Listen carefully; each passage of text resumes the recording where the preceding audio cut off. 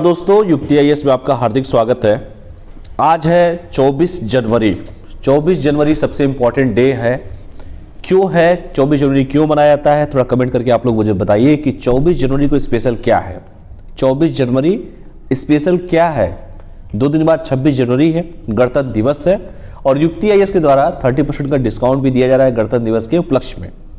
Code बता दूंगा अभी, युक्ति आईएएस 30 जो कोड है। तो चलिए सबसे पहले आज हम बात करते हैं थोड़ा सा करंट अफेयर के बारे में। करंट अफेयर जो मैंने कहा भी था कि पर डे आप लोगों को करंट अफेयर मिलता रहेगा, तो पर डे जो करंट अफेयर मिलेगा तो जो इंपॉर्टेंट होंगे वही मैं दूंगा आप लोगों को। जिन लोगों ने चैनल को सब्सक्राइब न किया, चैनल को सब्सक्राइब कर ले, क्योंकि युक्ति आईएएस अपने रिदम में आ चुका है। Daily videos, daily lectures, daily analysis सब कुछ मिल रहा होगा आप लोगों को। आप क्यूज पे भी देख रहे होंगे, लोग क्यूज पे भी, टेलीग्राम पे क्यूज चलते रहते हैं और उस पर लोग पोल करते रहते हैं। ये इन्फॉर्मेशन उनके लिए जिन्होंने नहीं अभी तक वीडियो को देखा हो, पहली बार आए हो चैनल पे। देखिए यहाँ पे यूपीएससी प्रीलिम्स का टेस्ट हो रहा है 2022 वाला, ठीक है। स्कॉलरशिप टेस्ट है 27 जनवरी से 7 से लेकर 9 के बीच में स्टार्ट हो जाएगा और 2 तारीख से लगातार ये चलेगा। तो जिन लोगों ने रजिस्ट्रेशन न किया रजिस्ट्रेशन कर लें। इसके साथ ही साथ 67 बीपीएससी जो मेंस का कोर्स करना चाहते हैं, जैसे मान लीजिए बहुत सारे ऐसे स्टूडेंट होते हैं जो मेंस का कोर्स करना चाहते हैं 67 बीपीएससी का, तो वो 67 बीपीएससी के लिए उनके लिए मेंस का भी कोर्स ला दिया गया है, जीएस के फर्स्ट पेपर का और जीएस सेकंड पेपर का। 100 क्वेश्चन जीएस के फर्स्ट पेपर से और 100 क्वेश्चन जीएस के सेकंड पेपर से पूछा जाएगा और एक एक क्वेश्चन का पर्सनली आप लोग को फोन करके फीडबैक दिया जाएगा। तो ये मत कभी कंफ्यूजन रखिएगा कि बस पेपर ले लिया जाएगा उसके बाद सिनॉप्सिस करके दे दिया जाएगा, नहीं। आपको पूरा उसका डिटेल बताया जाएगा, कहाँ पे कौन सी गलती और ये सारा चीज़ें यहाँ पे आपको देखने के द्वारा मिलेगा। इसके साथ साथ कोई ऑप्शनल कोर्स लेना चाहता है, जैसे हिस्ट्री का, ज्योग्राफी का, पब्लिक एडमिनिस्ट्रेशन का, एलएसडब्ल्यू का, हिंदी लिटरेचर का, तो उसका भी 100 क्वेश्चन का सेट होगा। एक एक क्वेश्चन पे आप लोगों से डिबेट किया जाएगा, एक से एक क्वेश्चंस के बारे में एनालिसिस किया जाएगा। वो भी एनालिसिस वो जो इंटरव्यू लगातार हर साल दे रहे हैं, जो योग्य लोग हैं उनके द्वारा उनके गाइडेंस आप लोग को मिलता रहेगा। दोनों माध्यम में है, हिंदी और इंग्लिश दोनों माध्यम से है। रजिस्ट्रेशन 1 फरवरी से स्टार्ट हो जाएगा, इसलिए टेस्ट स्टार्ट 1 फरवरी से और रजिस्ट्रेशन तो ऑलरेडी चल रहा है। तो जिनको भी लेना हो वो युक्ति आईएएस के ऐप पर जाए और इसको भी आप लोग ले सकते हैं। इसके साथ ही साथ 67 बीपीएससी का टेस्ट चल रहा है लगातार, बहुत अच्छा रिस्पॉन्स आ रहा है 67 बीपीएससी का, क्योंकि सीडीपीओ का और बीपीएससी का 1 हफ्ते के अंतराल में पेपर होने वाला है, इसलिए समय कम है, काम ज़्यादा है। जिन लोगों को सीरियसली होकर पेपर देना भी है तो वो पेपर दे सकते हैं। 21 टेस्ट है, 1 टेस्ट फ्री है, 7 सब्जेक्टिव टेस्ट है, 13 फुल टेस्ट है और मात्र 199 रुपये में ये टेस्ट है, ओनली 199 में 21 टेस्ट मिल रहा है। इस 21 टेस्ट को अगर आप कर लेते हैं तो 150 गुणे 21 कर लीजिए, कैलकुलेशन करके खुद देख लीजिएगा, कम से कम 3-3.5 हज़ार क्वेश्चन आपको मिल जाएगा। और 3.5 हज़ार क्वेश्चन से 100% मैं दावा कर रहा हूं कि आपको प्रीलिम्स में जितने भी क्वेश्चन आएंगे वो सारे क्वेश्चन आपको मिल जाएंगे उसमें से, क्योंकि एकदम सिलेक्टेड क्वेश्चन आपको दिया जाता है। जिन लोगों ने चैनल को सब्सक्राइब न किया चैनल को सब्सक्राइब कर ले। ये ईमेल आईडी है युक्ति आईएएस का, ये फ़ोन नंबर है, जरूरत पड़े तो आप लोग फ़ोन भी करके अपनी दुविधा जो भी हो उसको दूर कर सकते हैं। रिपब्लिक डे सेल ऑफर चल रहा है, जो मैंने आप लोगों से कहा कि सारे कोर्सेज पे कोई भी कोर्स लेते हैं, BPSC, UPSC, Jharkhand PSC, Rajasthan PSC, UP PCS, कोई भी लेते हैं, एसएससी, बैंकिंग, रेलवे, कुछ भी, सभी पे 30% का डिस्काउंट है। कोड है युक्ति आईएएस 30, ठीक है। तो इसका आप लोग बेनिफिट उठा सकते हैं। 26 जनवरी तक ये कोड यूज हो पाएगा। तो चलिए सबसे पहला आज हम बात करते हैं अंतरराष्ट्रीय, इंटरनेशनल जो है करंट न्यूज जो है, जैसे इंडोनेशिया की नई राजधानी क्या बनी है? नुस्तारा बनी है। थोड़ा सा इस पे बात कर लेते हैं। इंडोनेशिया की नई राजधानी है, इंडोनेशिया की पहले जकार्ता थी, लेकिन अब इसका नाम नुस्त्रा हो गया, ठीक है। तो इंडोनेशिया अपनी राजधानी को खनिज समृद्धि व पूर्वी काली मंथन में स्थानांतरित करेगा, यानी कि इंडोनेशिया अपनी की राजधानी और सबसे ज्यादा पूरे विश्व में सबसे ज्यादा मुस्लिम कंट्री वाला कोई देश है तो उस देश का नाम कमेंट करके मुझे बताइएगा। कल के वीडियो में मैं आप लोग को उसके बारे में एक्सप्लेनेशन थोड़ा कर भी दूंगा। तो इंडोनेशिया की राजधानी अभी जकार्ता हुआ करती थी, लेकिन अब नाम नुस्तारा हो गया है। और जैसे मैंने कहा कि राजधानी को खनिज समृद्धि पूर्वी कलिमंतन में स्थानांतरित करेगा, जो बोर्नियो द्वीप पर एक इंडोनेशियाई प्रांत है। नई राजधानी का नाम नुस्तारा होगा, जिसका अर्थ है जावनीस में द्वीप समूह होता है, ठीक है। तो उन लोगों का लैंग्वेज है, द्वीप समूह होता है। यह उत्तरी पेनाजम, पासार और कुताई कारतनम के क्षेत्रों में आधारित होगा। नई परियोजना पर लगभग 466 ट्रिलियन रुपए खर्च होने की संभावना है। जाकार्ता की भारी आबादी वाला शहर 10 मिलियन लोगों का घर है। यदि आप अधिक महानगरीय क्षेत्र में शामिल करते हैं तो 30 मिलियन मान सकते हैं। और बड़े पैमाने पर शहर के विकास के कारण घरेलू ड्रिलिंग द्वारा भूजल के अत्यधिक उपयोग के साथ बढ़ती समस्या का सामना कर रहा है। बढ़ते समुद्र के स्तर के साथ संयुक्त होने पर समस्या और बढ़ सकती है। तो देख लो, आने वाला समस्या अगला वर्ल्ड वार तो पानी के लिए होने वाला है। देख लो, यही समस्या इन लोग की हुई है, इसीलिए अपना राजधानी परिवर्तन कर दिए हैं।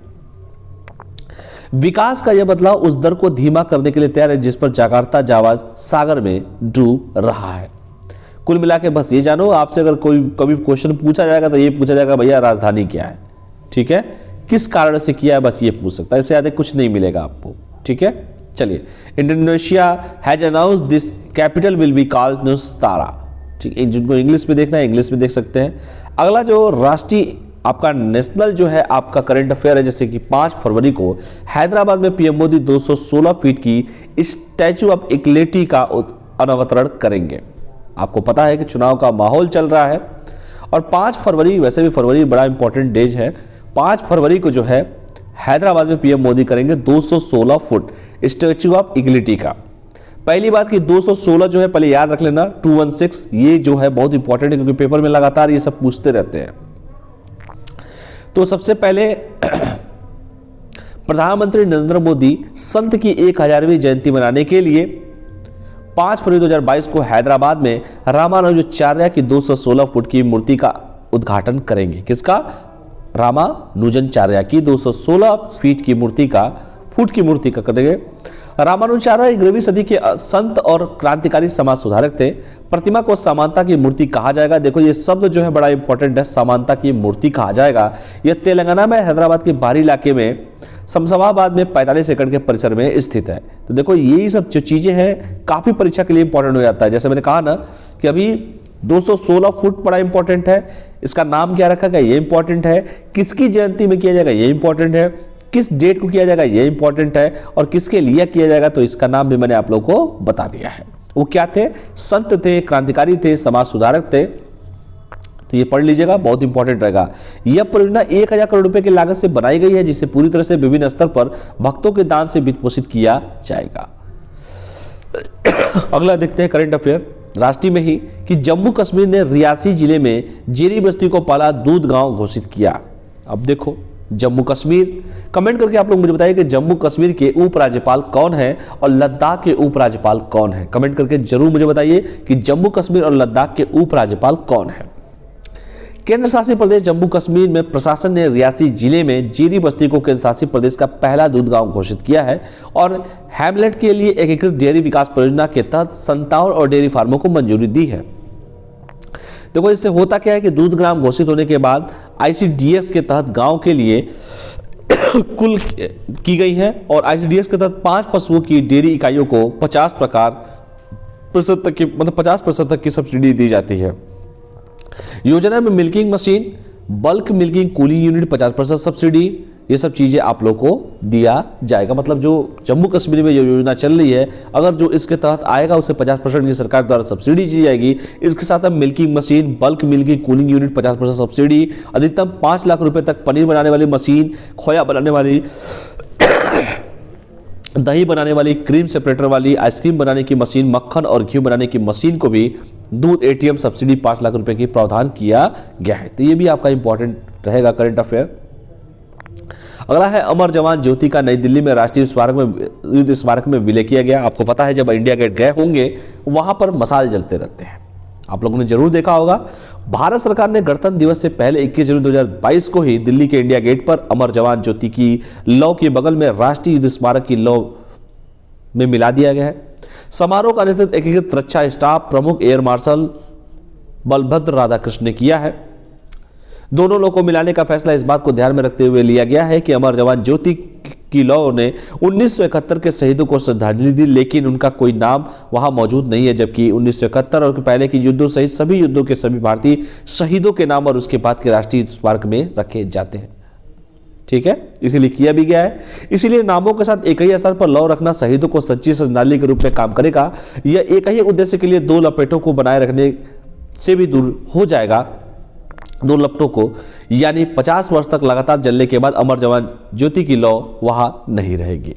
ठीक है, तो ये बड़ा इंपॉर्टेंट है, इसको पढ़ लीजिएगा आप लोग, क्योंकि पेपर में ऐसे क्वेश्चन देखने को मिल जाएंगे आपको। अगला है Tripura state people's liberation council ने मनाया 44वां कोकरोबक दिवस। आप कमेंट करके मुझे बताइएगा त्रिपुरा के वर्तमान में चीफ मिनिस्टर कौन है, सीएम कौन है, राज्यपाल कौन है त्रिपुरा, कितने राज्यों से घिरा हुआ है त्रिपुरा, और वहां पे कौन सी पार्टी सत्ता में बैठी हुई है। कमेंट करके आप लोग जरूर मुझे बताइएगा। Tripura state people's liberation council ने मनाया 44वां कोकरोक दिवस। कोकबोरोक दिवस, जिसे त्रिपुरी भाषा दिवस के रूप में भी जाना जाता है, कोकरोक भाषा को विकसित करने के उद्देश्य से 19 जनवरी को भारतीय राज्य त्रिपुरा में प्रतिवर्ष मनाया जाता है। यह दिन 1979 में कोकरोक की आधिकारिक भाषा के रूप में प्रारंभिक मान्यता का स्मरण कराता है। 19 जनवरी 2022 को 44वां कोकरोक दिवस के रूप में मनाया जाता है। ठीक है, तो ये बड़ा इंपॉर्टेंट है। त्रिपुरा की आधिकारिक भाषा कोकरोक भाषा को त्रिपुरिया त्रिपुरोक के नाम से भी जाना जाता है। 1979 में कोकरोक बंगाली और अंग्रेजी के साथ राज्य सरकार द्वारा भारत के त्रिपुरा राज्य की एक आधिकारिक भाषा घोषित की गई थी। ये भी बड़ा इंपॉर्टेंट रहेगा, इसको पढ़ लीजिएगा आप लोग। अगला है पुस्तक और लेखक में थोड़ा पढ़िए। तुहीन सिन्हा और अंकित वर्मा द्वारा लिखित पुस्तक the legend of Birsa Munda पुस्तक है इनका। नाम में बड़ा याद रखिएगा, तुहीन सिन्हा और अंकित वर्मा, इन दोनों के द्वारा लिखी हुई पुस्तक है the legend of Birsa Munda. Comment करके बताइए बिरसा मुंडा किस राज्य से संबंधित थे। महाराष्ट्र के राज्यपाल भगत सिंह कोश्यारी ने the legend of Birsa Munda नामक पुस्तक का विमोचन किया है, जिसे तुहीन सिन्हा और अंकित वर्मा ने लिखा है। पुस्तक एक प्रसिद्ध आदिवासी नायक बिरसा मुंडा की कहानी है, जिसे अपने आदिवासी समुदाय के अधिकारों के लिए दमनकारी ब्रिटिश राज के खिलाफ साहसपूर्वक लड़ाई लड़ी है। सभी लोग जानते हुए होंगे मुंडा विद्रोह हुआ था। लेखों के अनुसार सच्ची घटनाओं पर आधारित बिरसा मुंडा को एक श्रद्धांजलि है, जिन्होंने बहुत ही कम जीवन में आदिवासी समुदाय को संगठित किया। जबरन धर्मांतरण के खिलाफ उन्होंने विद्रोह भी किया, जो धर्मांतरण हो रहे थे उसमें, और एक निष्पक्ष और न्यायपूर्ण समाज की कल्पना की, और इसके लिए लड़ते हुए शहादत को भी प्राप्त हुए थे। The legend of Birsa Munda का सबाल्टर्न आदिवासी नायक की कहानी है, जिसे भारत के स्वतंत्रता संग्राम में योगदान को कभी भुलाया नहीं दिया जाना चाहिए। ठीक है, अगर थोड़ा बैंकिंग सेक्टर पर भी आ जाते हैं हम लोग, बैंकिंग सेक्टर्स पे भी बात कर लेते हैं। बैंकिंग में देख लीजिए क्या क्या है कि भारत में एफडीआई प्रवाह 2021 में 26% फिसला, यानी कि नीचे आया। या और किसकी रिपोर्ट है? संयुक्त राष्ट्र की रिपोर्ट है, मैं नहीं कह रहा हूं, संयुक्त राष्ट्र कह रहा है। संयुक्त राष्ट्र व्यापार और विकास सम्मेलन जो है अनकार्ड निवेश रुझान मॉनिटर के अनुसार 2020 की तुलना में भारत में प्रत्यक्ष विदेशी निवेश का प्रवाह 2021 में 26% गिर गया है, और 2020 में भारत में एफडीआई 64 बिलियन अमेरिकी डॉलर दर्ज किया गया था। यह 2019 में एफडीआई में 51 बिलियन अमेरिकी डॉलर की तुलना में 27% अधिक था। अनकार्ड ने कहा है कि भारत में कम एफडीआई इसलिए था क्योंकि 2020 में बड़े सीमा पर विलय और अधिग्रहण दर सौदों को दोहराया नहीं गया था। ये भी काफी इंपॉर्टेंट रहेगा। 2021 में वैश्विक एफडीआई प्रवाह 70% बढ़कर अनुमानित 1.65 ट्रिलियन अमेरिकी डॉलर हो गया है, जो 2019 में 929 ठीक है बिलियन अमेरिकी डॉलर था। ये काफी इंपॉर्टेंट है, इसको देख लीजिएगा आप लोग। बैंकिंग सेक्टर से था। और विविध में आ जाते हैं कि पनामा में खोजे गए रेनग्राफ की नई प्रजाति का नाम रखा क्या गया है? ग्रेटा थुनबर्ग के नाम पर रखा गया है। पनामा जंगल में खोजी गई वर्षा मेढक की एक नई प्रजाति का नाम किसका है? तो वर्षा मेढक का। स्वीडिश पर्यावरणकर्ता जिनका नाम है मेटा थुनबर्ग के नाम पर रखा गया है। इस प्रजाति को पृथ्वीश खुडबर्ग के नाम पर दिया गया है, या लोकप्रिय रूप से ग्रेट थुनबर्ग रेनग्राफ के रूप में जाना जाता है। ठीक है, तो हमेशा एनवायरमेंट एंड इकोलॉजी में एक क्वेश्चन आपको देखने को मिलेगा, और हमेशा एक जब भी एनवायरमेंट एंड इकोलॉजी का क्वेश्चन आता है हमेशा करंट बेस से ही आता है, क्योंकि उसका सिलेबस फिक्स है। और करंट में हमेशा, जैसे मान लो ये पूछ दे किसके नाम पर रखा गया, एक मेढक का, एक बकरी का, एक किसी का भी पूछ देगा, जानवर, हाथी, कुछ भी पूछ सकता है, तो ये मान के चलिएगा कि एक मेढक की प्रजाति है। मेढक को मूल रूप से 2012 में खोजा गया था, और इससे पहले से वर्गीकृत प्रिंसटेमिन्स परिवार का किस्सा माना जाता है। हालांकि हाल ही में डीएनए विश्लेषण ने पुष्टि की है कि वैज्ञानिक पत्रिका जुकीज के अनुसार मेढक की एक नई प्रजाति है। हालांकि ये सब चीजें नहीं पूछेगा, बस जितना इंपॉर्टेंट था मैंने उतना बता दिया, उसको पढ़ लेना, पेपर में आपको देखने को वहां से मिल जाएगा। तो चलिए आज के लिए इतना ही करते हैं। जो मेन करंट अफेयर था मैंने आप लोगों को बता दिया। जिन लोगों ने चैनल को सब्सक्राइब न किया हो, चैनल को सब्सक्राइब कर लें। देखिए यूपीएससी का भी स्टार्ट होने वाला है, जैसे मैंने कहा 67 बीपीएससी का भी, जीएस मेंस का भी चल रहा है, प्रीलिम्स का भी चल रहा है, रिपब्लिक डे सील चल रहा है। इंडोनेशिया की नई राजधानी नुस्तारा चुना गया है, जैसे मैंने शुरुआत में ही आप लोगों से कहा। अगला मैंने आप लोगों को पढ़ाया था कि 216 फीट 5 फरवरी को होगा, हैदराबाद के तेलंगाना में होगा। 216 फीट की स्टैच्यू ऑफ यूनिटी होगा, ये मैं आप लोगों को ऑलरेडी बता चुका हूँ, ये सब चीज़ें एक बार रिकॉल करा रहा हूँ आप लोगों से। और स्टैच्यू ऑफ इक्वलिटीज का नाम रखा गया है, मोदी जी अनावरण करेंगे, 1000वीं जयंती पर किया जाएगा। रामानुजाचार्य 21वीं शताब्दी सदी के संत और क्रांतिकारी समाज सुधारक थे, ये भी क्वेश्चन पूछा जा सकता है। और इसका नाम क्या, समानता की मूर्ति रखा गया है। समानता की मूर्ति बहुत इंपॉर्टेंट शब्द है, याद रखिएगा, परीक्षा में घुमा घुमा के क्वेश्चन पूछे जाएंगे। अगला है जम्मू कश्मीर में रियासी जिले में जेरी बस्ती को पहला दूध गांव घोषित किया, बता चुका हूं इसके बारे में।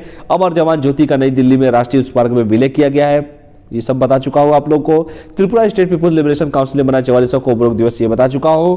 इसके साथ ही साथ मैंने आप लोग को यह भी बताया कि तुहीन सिन्हा और अंकित वर्मा द्वारा लिखित पुस्तक the legend of Birsa Munda, इनके बारे में बता चुका हूं। कौन इसका उद्घाटन विमोचन किया था, महाराष्ट्र के राज्यपाल भगत सिंह कोश्यारी। अगला देखिए, बैंकिंग सेक्टर में बताया कि 26% फिसला है, संयुक्त राष्ट्र की रिपोर्ट है, तो ये सब चीजें देख लीजिएगा। और लास्ट में मैंने बताया कि पनामा में खोजी गई रेनग्राफ की नई प्रजाति, नाम ग्रेटा थुनबर्ग के नाम पर रखा गया है, एक मेंढक की प्रजाति है। तो चलिए आज के लिए हम इतने ही करंट अफेयर करते हैं। कल 25 जनवरी है, क्यों मनाया जाता है कमेंट करके बताइए। आज 24 जनवरी है, क्यों इंपॉर्टेंट है ये बताइएगा, क्योंकि डेली के करंट अफेयर आप लोग को मिलते रहेंगे। तो जिन लोगों ने चैनल को सब्सक्राइब न किया, चैनल को सब्सक्राइब कर लें। कल फिर मिलेंगे एक नया एपिसोड के साथ, तब तक के लिए आप लोग पढ़ाई करते रहिए, स्वस्थ रहिए, मस्त रहिए, पढ़ते रहिए। बहुत बहुत धन्यवाद। Thank you all of you. जय हिंद।